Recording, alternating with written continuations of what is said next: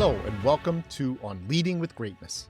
I'm Jim Salvucci of Guidance for Greatness. This week's installment, The Confidence Game, Why Great Leaders Doubt Themselves. One of the painful things about our time is that those who feel certainty are stupid, and those with any imagination and understanding are filled with doubt and indecision. Bertrand Russell. What does a person's behavior suggest about their level of competence? Popular culture and other pressures distort our views of leadership and competence. Recently, I wrote about the myth surrounding the heroic leader. Related to that myth is the myth of competence and the hyper-confident leader. Many of the stories we love involve heroes who not only display supernatural competence, but also act with preternatural confidence. I'm thinking of Sherlock Holmes, Cordelia Cupp, or any number of those super spy characters, James Bond, Ethan Hunt, and their ilk. We thrill at the protagonist eagerly pursuing and resolving mystery after mystery and crisis after crisis, each of which would render ordinary mortals catatonic with indecision and even fear. In contrast, many of our favorite comedies involve doofuses who have no idea of their supreme ineptitude, yet proceed through life with the same confidence as the super spy. It's the Dunning-Kruger effect played for laughs. I'm thinking of Dumb and Dumber, the Pink Panther, or even some of Shakespeare's comedic characters, such as the mechanicals in Midsummer Night's Dream. A classic example is Seinfeld's Elaine Bennis unabashedly breaking out the most cringeworthy dance moves in front of her co-workers. So much for fiction. Meanwhile, in reality land where we dwell, things look quite different, and incompetence and the havoc it wreaks rarely warrant a chuckle. The most competent among us aren't hyper-confident and are often riven with self-doubt, which you might not realize if you aren't close to them or you actually are them. I'm not talking about imposter syndrome. The self-doubt a competent leader experiences is an entirely healthy and even necessary element of their competence. Think about it logically. To be competent, you must take into consideration all aspects of a problem, including what can go wrong. You also know that no one is perfect. Therefore, the competent leader questions their own ability and anticipates and even prepares for error and failure. At the same time, the most incompetent, since they don't really understand or care about the issues they face and generally lack self-awareness, are convinced of their invincibility. This is the dark side of Dunning-Kruger. Think of the politician who makes bold proclamations that never seem to manifest, yet continues to boast about what they will do someday. Just you wait. It takes a superhuman amount of chutzpah to spout a steady stream of such BS in public. It would be the stuff of comedy if the stakes weren't so damn high. What's at work is a bit of a paradox. The most competent people have the confidence to feel self-doubt. Meanwhile, the most seemingly confident lack the self-assurance to doubt themselves and are likely altogether incompetent. Got that? Nonetheless, we often assume self-doubt to be inherently debilitating. It's true that if you have overwhelming or misdirected self-doubt, it can overtake your will. It won't matter if you're genuinely competent or not. Chronic self-doubt will render you ineffective. Self-doubt that hinders progress is unhealthy. But self-doubt doled out in rational doses constitutes a vital component of competence. Competent people doubt themselves because they never assume nor pursue impossible perfection. Plus, every complex decision has multiple dimensions, from the logistical, how should we do this and when, to the ethical, why should we do this, to the epistemological, how do we know we're seeing this clearly and fully. Anyone claiming the mantle of leadership and not considering versions of these questions with every decision is not much of a leader. Say it with me. They're a boss. I will go further.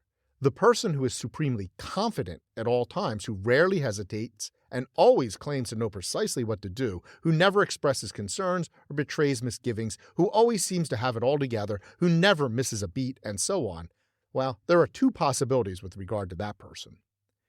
One, they really are competent, and from a distance, they seem confident. Up close is a different story, though.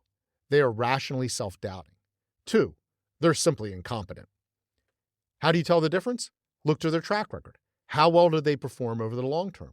A run of avoidable failures points to incompetence. Another telltale sign is that the incompetent tend to ignore, dismiss, deflect, or altogether deny their screw-ups. If we applied this analysis to our political leaders, how would that affect our voting? The case of the hyper-confident CFO. The longtime CFO at a college I served as a vice president was one of these hyper-confident types. He would sit in meetings and rattle off facts and figures from the top of his head like he had everything memorized. No one seemed concerned when he didn't back up his numbers. The president adored him, admired his self-assuredness, and rarely questioned any of his public pronouncements. It also helped that his numbers magically seemed to support her wants. I had a different perspective. When I first took the VP job, I received no budget numbers from him at all. Naturally, I paid the CFO a little visit, and after a few niceties asked him point blank what my actual budget was. He replied, "We'll figure it out," and added with a puckish grin, "Just don't overspend it." Despite his facetious tone, I took his joke as a serious warning. Subsequently, I made several attempts to learn what money I had available, to no avail. The president was no help and waved off my concerns. So I was in the treacherous position of having to spend budgetary money without any clue as to how much was available, let alone how it was allocated. Frighteningly, this was not my first experience with this situation. I should point out that this college had limited resources and a soul-crushing scarcity mentality. Meanwhile, I had little trouble identifying areas of waste, some overseen by the budget office. It became difficult to discern whether the CFO's cockiness was genuine obliviousness or just another confidence game. The president relied on and trusted the CFO without question, so when the CFO suddenly died, she was naturally devastated. His newly hired number two had to take over in an emergency acting capacity. Now, here at last was someone I could deal with. He was forthright and humble, the president would say to a fault. She was used to years of listening to BS delivered with brash self-assurance, and now here was a guy who said, "I don't know," when he didn't know. Turns out that many of those numbers the old CFO would rattle off were never written down. The new acting CFO had little to work with and spent most of his time reconstructing what should already have existed, while fending off the auditors, the president, and budgetary disaster. According to the president, who complained to me privately, she missed the old CFO's bold self-assurance and resented the acting CFO's seeming uncertainty. Of course, to my mind, she had it entirely backward, which is not surprising. Just like her beloved late CFO, she never doubted her own competence, even as the college sank lower and lower on her watch. I was witnessing the Dunner-Kruger effect in real time. In the end, how did the president reward the acting CFO for heroically stepping up to take over in a crisis and telling the unvarnished truth about the budget? Predictably, she hired a permanent CFO and unceremoniously busted the acting CFO back to a supporting role. The whole thing would have made a hilarious episode of The Office, but there were no laughs to be had in reality. By the way, I never did learn my budget amount, though I carefully avoided overspending it. My point is rather simple. The appearance of confidence doesn't correlate with actual competence. An extreme confidence may be a telltale sign of incompetence. Hyperconfidence is an illusion, either a self-deception or a con. Which is not to say that self-doubt itself is a sign of competence any more than it demonstrates incompetence. It's a matter of degree. As with the hyper-competent detective or super spy, hyper-confident competence is fiction. Real competence requires doubt. True leaders paradoxically have the confidence to embrace and even express that doubt. Otherwise, they know their decisions can never be trusted. So if you want to be a competent leader, truly competent, allow yourself to experience healthy doubt. Question yourself, your motivations, your information, your biases, and so on. But don't let indecision hamper you or morph into some version of analysis paralysis. It's a careful balance.